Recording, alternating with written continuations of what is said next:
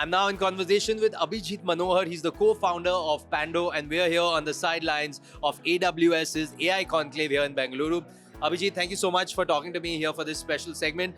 Thank First you. up, did I get the company name pronunciation correct? Absolutely. It's called Pando, 2 syllables, easy for everybody to get. But long back, a researcher in Utah found that a tree, imagine inverted banyan tree, which had shoots under the ground, went a long distance, like miles and miles. And so it sort of formed a network. And so we wanted to build networks with logistics. And so we got the name.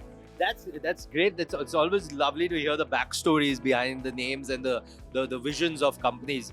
But Abhijeet, you said network logistics. All right, now logistics is on the ground, on the road kind of business. A place where you might not expect technology, a place where you're using AI. So first, a little bit, let's backtrack. How did the idea come up? How was it like? How did you even think about using AI in this space? Yeah. If you think about it, I think supply chain logistics, this is not a space that has seen as much progress as, let's say HRMS, CRM. But it's an age-old tradition and needs more innovation. Yes. Right? Everybody needs to move goods from one place to another. And you think of movements, you have all kinds of complexities. You can move by air, road, ocean, rail. You can inbound, returns, outbound. E-commerce, retail, so all kinds of possibilities, all kinds of complexities. And so it's the right place to actually innovate and make goods reach sustainable, make it more efficient, sustainable, help the shippers ecosystem to transport goods in a sustainable manner. And actually, that has like a domino effect, because if movement is becoming efficient, faster, and large goods, small goods, then obviously the economy grows, businesses grow, that kind of stuff. Tell me a little bit about Pando's strategy, the role of innovation in your strategy, and most importantly, how are you fostering a culture of continuous improvement in the company? That is also really important. Yeah. To foster or cultivate an environment of innovation, it's important to empower teams with autonomy, ownership. So we encourage a lot of experiments. For example, one of our customers, they use our algorithm that optimizes dispatches. Right. This is to move goods from multiple pickup locations to multiple destinations via X number of trucks. Multiple constraints in terms of you can take this route, you cannot mix this material with another material. And it took about 6-7 minutes to sort of get to this output. The customer was happy with the outputs, everything was going fine. But we had this one engineer who said, can I make this more efficient?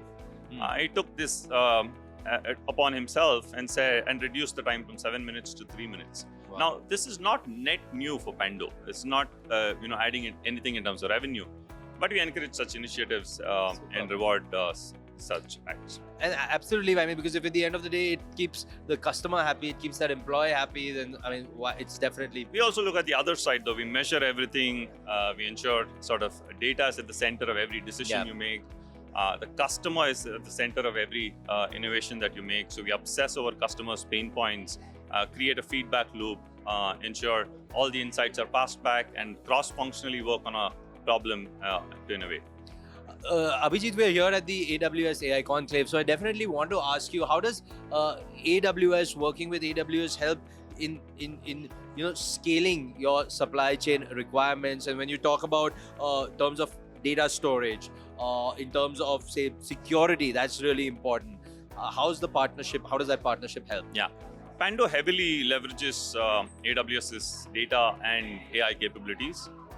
We use S3 as the foundation, along with Athena, Glue, EMR, to consolidate data from various sources and provide a unified view of the logistics network. We also create a knowledge graph for every customer that shows what is going on in his shipper ecosystem. We use EC2 Lambda to ensure we can process large data sets. Pando's logistics agents that we call PI take on different personas. It could be a freight procurement analyst, could be a freight dispatch planner, could be a freight pay specialist. All of these are built on fine-tuned models via AWS Bedrock. And because we serve enterprises and large enterprises, some of them really large enterprises, security, being responsible with AI is at the forefront, and we focus quite a bit on that. And we rely on AWS guardrails to help us with governance.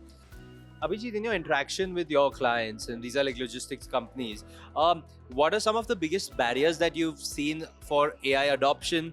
How can we overcome these challenges? Yeah, I think logistics typically is a fragmented data problem.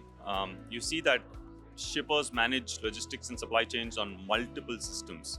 You have ERPs on one side, you have fleet management systems, you have visibility platforms, you have planning systems, you have payment systems, and all of these, and data resides in all of these systems in silos. And this means that training and deployment of AI algorithms is not that easy. So we invested early in trying to create interoperability between systems, invested in infrastructure and capabilities for integrating into the different systems, bringing all of the data together and creating that network view. And that's how we, for us, integration is a moat, data is a moat. And so because we started early on the integration path, regardless of what the protocols are, what the formats are, we want to be able to connect to any system that helps in the transaction where goods move from one point to another. One last question, Abhijeet. The way ahead, what does next 5 years look for Pando?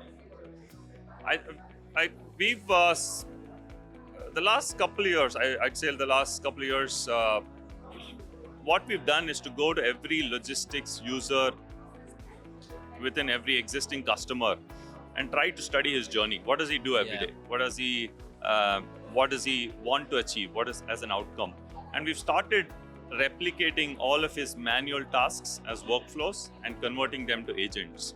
And in the next 5 years, I definitely see that the agents are going to be more and more autonomous, and the users will start ceding more and more control to agents. Fantastic. Thank you so much, Abhijeet, for talking to us. We wish you all the very best for the way ahead. Thank you so much for having me. Thank you.